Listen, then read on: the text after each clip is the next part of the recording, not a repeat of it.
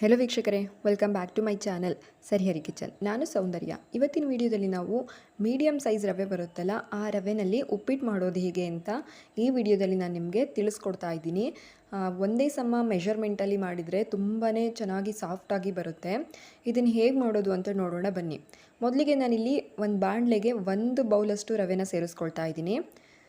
ಸ್ವಲ್ಪ ಬೆಚ್ಚಗಾದ ನಂತರ ನಾವು ಇದಕ್ಕೆ ಒಂದು 2 ಸ್ಪೂನಷ್ಟು ಎಣ್ಣೆ ಸೇರಿಸ್ಕೊಬಿಟ್ಟು ರವೆನ ಹುರ್ಕೊಳ್ಬೇಕಾಗುತ್ತೆ.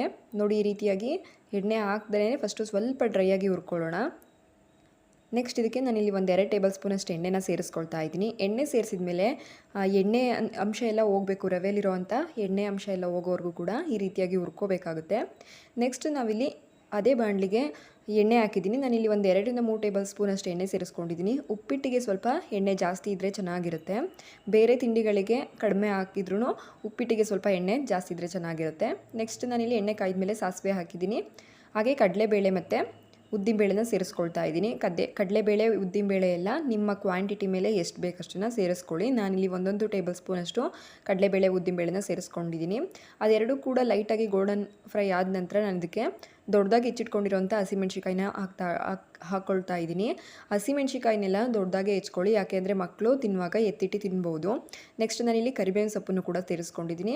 ಅದಾದ ನಂತರ ನಾನಿಲ್ಲಿ 1 ಮೀಡಿಯಮ್ ಸೈಜ್ ಈರುಳ್ಳಿನ ಸಣ್ಣದಾಗಿ ಹೆಚ್ಚಿಟ್ಕೊಂಡಿದ್ದೀನಿ, ಅದನ್ನು ಕೂಡ ಸೇರಿಸ್ಕೊಳ್ತಾ ಇದ್ದೀನಿ. ಉಪ್ಪಿಟ್ಟಲ್ಲಿ ಟೊಮೊಟೊ ಆಗಲಿ ಈರುಳ್ಳಿ ಆಗಲಿ ಜಾಸ್ತಿ ಫ್ರೈ ಆಗಬಾರ್ದು, ಲೈಟಾಗಿ ಒಂದು 50% ಫ್ರೈ ಆದರೆ ಸಾಕಾಗುತ್ತೆ. ತುಂಬ ಜಾಸ್ತಿ ಫ್ರೈ ಆಗಿಬಿಟ್ರೆ ಅದು ಗ್ರೇವಿ ಥರ ಅನ್ನಿಸ್ಬಿಡುತ್ತೆ. ಉಪ್ಪಿಟ್ಟಲ್ಲಿ ಈರುಳ್ಳಿ ಮತ್ತು ಟೊಮೊಟೊ ಯಾವಾಗಲೂ ಕಡಿಮೆ ಬೇಯಿಸ್ಕೊಳ್ಬೇಕಾಗುತ್ತೆ. ನೋಡಿ, ಇದಿಷ್ಟಾದರೆ ಸಾಕು. ಇವಾಗ ನಾನು ನೀರು ಸೇರಿಸ್ಕೊಳ್ತಾ ಇದ್ದೀನಿ. 1 ಕಪ್ ರವೆಗೆ 3 ಕಪ್ಪಷ್ಟು ನೀರನ್ನು ಸೇರಿಸ್ಕೊಂಡ್ರೆ ಉಪ್ಪಿಟ್ಟು ಕರೆಕ್ಟಾಗಿ ಬರುತ್ತೆ. ನಿಮಗೇನಾದರೂ ಸ್ವಲ್ಪ ತಳವಾಗಿ ಬೇಕು ಅಂದರೆ 3.5 ಕಪ್ ಸೇರಿಸ್ಕೊಳ್ಳಿ, ಅಥವಾ ಸ್ವಲ್ಪ ಗಟ್ಟಿಯಾಗಬೇಕು ಅಂದರೆ 2.5 ಕಪ್ಪನ್ನು ಸೇರಿಸ್ಕೋಬೇಕಾಗುತ್ತೆ. ನಮಗೆ ಇಲ್ಲ ಕರೆಕ್ಟಾಗೆ ಬೇಕು ಅಂತ ಅಂದರೆ 3 ಕಪ್ ನೀರು ಕರೆಕ್ಟಾಗಿ ಆಗುತ್ತೆ.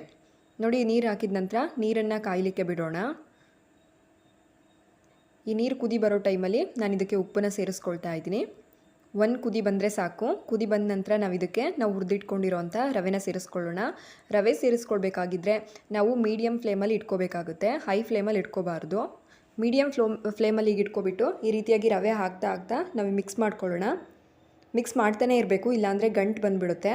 ಅದಕ್ಕೋಸ್ಕರ ಈ ರೀತಿಯಾಗಿ ಮಿಕ್ಸ್ ಮಾಡಿಬಿಟ್ಟು ನಾವು ಒಂದು ಲೆಡ್ನ ಕ್ಲೋಸ್ ಮಾಡಿ ಒಂದು 2 ರಿಂದ 3 ನಿಮಿಷ ಲೋ ಫ್ಲೇಮಲ್ಲೇ ಬಿಡೋಣ. ನೋಡಿ, ಇವಾಗ ನಾನು ನಿಮಗೆ ಓಪನ್ ಮಾಡಿ ತೋರಿಸ್ತೀನಿ. ಒಂದೇ ಹದದಲ್ಲಿ ಕರೆಕ್ಟಾಗಿ ಆಗಿರುತ್ತೆ ಉಪ್ಪಿಟ್ಟು. ಇವಾಗ ಇದು ರೆಡಿ ಆಗಿದೆ. ಇದನ್ನು ಒಂದು ಸಲ ಮಿಕ್ಸ್ ಮಾಡ್ಕೊಳ್ಳೋಣ. ಲೆಡ್ ತೆಗೆದ ತಕ್ಷಣವೇ ಗ್ಯಾಸ್ ಆಫ್ ಮಾಡಬಾರ್ದು, ಲೋ ಫ್ಲೇಮಲ್ಲಿ ಇಟ್ಕೊಂಡು ಮಿಕ್ಸ್ ಮಾಡ್ಕೊಳ್ಬೇಕಾಗುತ್ತೆ. ನೋಡಿ, ಈ ರೀತಿಯಾಗಿ ಮಿಕ್ಸ್ ಮಾಡ್ಕೊಳ್ಳಿ. ಇವಾಗ ತಳ್ಳವಾಗಿ ಅನ್ನಿಸ್ತಿದೆ, ಇದು ತಣ್ಣಗಾದ್ಮೇಲೆ ಒಂದೇ ಸಮ ಆಗಿರುತ್ತೆ. ನೋಡಿ, ಈ ರೀತಿಯಾಗಿ ಒಂದು ಸಲ ಮಿಕ್ಸ್ ಮಾಡ್ಕೊಳ್ಳೋಣ. ಕೊನೆಯದಾಗಿ ನಾನು ಇದಕ್ಕೆ ಕೊತ್ತಂಬರಿ ಸೊಪ್ಪನ್ನು ಕಟ್ ಮಾಡಿ ಇಟ್ಕೊಂಡಿದ್ದೀನಿ, ಅದನ್ನು ಕೂಡ ಸೇರಿಸ್ಕೊಳ್ತಾ ಇದ್ದೀನಿ. ಹಾಗೆ ತೆಂಗಿನಕಾಯಿ ತುರಿ ಹಾಕೋದ್ರಿಂದ ಟೇಸ್ಟ್ ಚೆನ್ನಾಗಿರುತ್ತೆ. ಆಪ್ಷನಲ್ ಇದು ಬೇಕಾದರೆ ಹಾಕ್ಕೊಳ್ಳಿ. ಎರಡನ್ನೂ ಕೂಡ ಲಾಸ್ಟಲ್ಲಿ ಈ ರೀತಿಯಾಗಿ ಹಾಕಿಬಿಟ್ಟು ಮಿಕ್ಸ್ ಮಾಡಿಕೊಂಡ್ರೆ ಉಪ್ಪಿಟ್ಟು ರೆಡಿಯಾಗಿರುತ್ತೆ. ಉಪ್ಪಿಟ್ಟು ಇಷ್ಟಪಡ್ದಿದ್ದವರು ಕೂಡ ಇಷ್ಟಪಟ್ಟು ತಿಂತಾರೆ, ಅಷ್ಟು ಚೆನ್ನಾಗಿರುತ್ತೆ ಟೇಸ್ಟ್ ಅಂತಲೇ ಹೇಳ್ಬೋದು. Okay friends, thank you for watching.